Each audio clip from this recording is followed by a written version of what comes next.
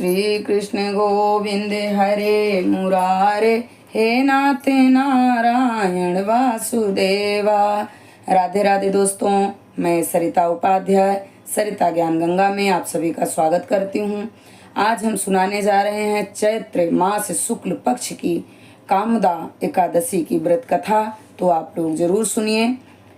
युधिष्ठिर जी ने पूछा, हे वासुदेव, आपको नमस्कार है। कृपा करके आप यह बताइए कि चैत्र शुक्ल पक्ष में किस नाम की एकादशी होती है। भगवान श्री कृष्ण जी बोले, हे राजन, एकाग्र चित्त होकर यह पुरातन कथा सुनो, जिसे वशिष्ठ जी ने राजा दिलीप के पूछने पर कहा था। दिलीप जी ने पूछा, भगवान, मैं एक बात सुनना चाहता हूँ। चैत्र मास के शुक्ल पक्ष में किस नाम की एकादशी होती है। वशिष्ठ जी बोले, हे राजन, चैत्र शुक्ल पक्ष में कामदा नाम की एकादशी होती है। वह परम पुण्यमयी है। पाप रूपी ईंधन के लिए तो वह दावा नल ही है। प्राचीन काल की बात है। नागपुर नाम का एक सुंदर नगर था, जहाँ सोने के महल बने हुए थे। उस नगर में पुंडरीक आदि महाभयंकर नाग निवास करते थे। पुंडरीक नाम का नाग उन दिनों वहाँ राज्य करता था।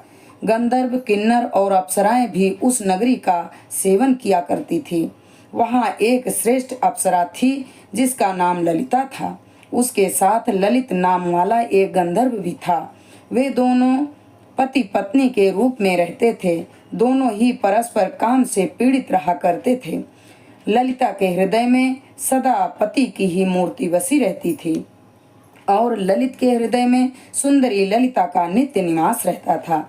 एक दिन की बात है, नागराज पुंडरीक राज्यसभा में बैठकर मनोरंजन कर रहा था। उस समय ललित का गान हो रहा था, किंतु उसके साथ उसकी प्यारी पत्नी ललिता नहीं थी। गाते गाते उसे ललिता का स्मरण हो आया, अतः उसके पैरों की गति रुक गई और जीभ लड़खड़ाने लगी। नागों में श्रेष्ठ करकोटक को ललित के मन का संताप ज्ञात हो गया, अतः उसने राजा पुंडरीक को उसके पैरों की गति रुकने और गान में त्रुटि होने की बात बता दी। करकोटक की बात सुनकर नागराज पुंडरीक की आंखें क्रोध से लाल हो गई।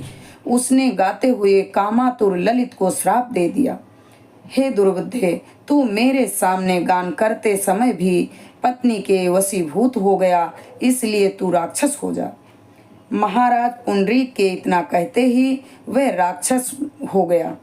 भयंकर मुख, विकराल आंखें और देखने मात्र से भय उपजाने वाला रूप, ऐसा राक्षस होकर वह कर्म का फल भोगने लगा। ललिता अपने पति की विकराल आकृति देख मन ही मन बहुत चिंतित हुई। भारी दुख से वह कष्ट पाने लगी। सोचने लगी, क्या करूं, कहाँ जाऊं, मेरे पति पाप के कष्ट भोग रहे हैं। वह रोती हुई घने जंगलों में पति के पीछे पीछे घूमने लगी।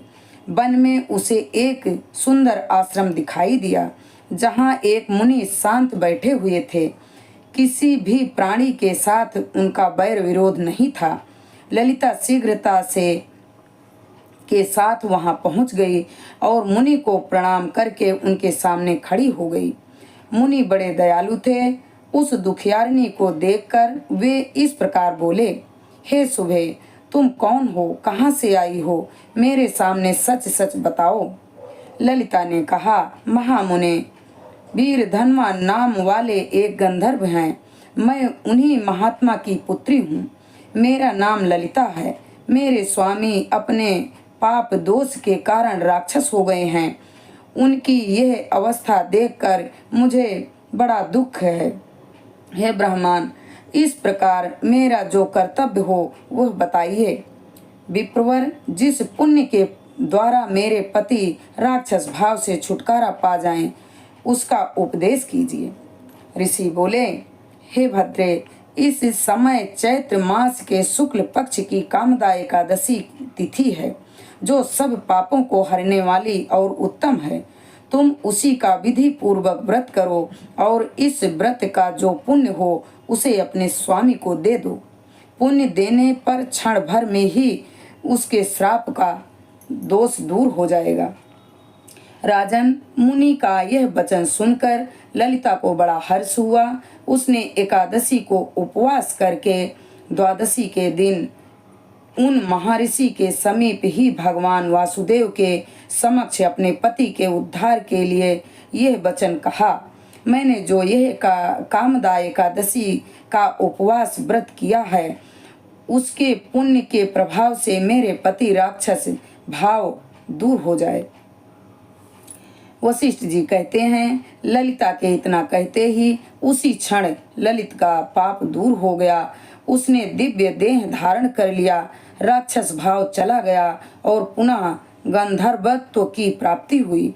नृपश्रेष्ठ, वे दोनों पति पत्नी कामदा के प्रभाव से पहले की ही अपेक्षा अधिक सुंदर रूप धारण करके विमान पर आरूढ़ होकर अत्यंत शोभा पाने लगे। यह जानकर इस एकादशी के व्रत का यत्न पूर्वक पालन करना चाहिए। मैंने लोगों के हित के लिए तुम्हारे सामने इस व्रत का वर्णन किया है। कामदा एकादशी ब्रह्म हत्या आदि पापों तथा पिशाचत्व आदि दोषों का नाश करने वाली है। हे राजन, इसके पढ़ने और सुनने से वाजपेय यज्ञ का फल मिलता है। यहाँ पे कामदा एकादशी की व्रत कथा संपूर्ण हुई। श्री कृष्ण गोविंद हरे मुरारे, हे नाथ नारायण वासुदेवा। श्री लक्ष्मी नारायण भगवान के चरणों में हमारा कोटि कोटि प्रणाम स्वीकार हो।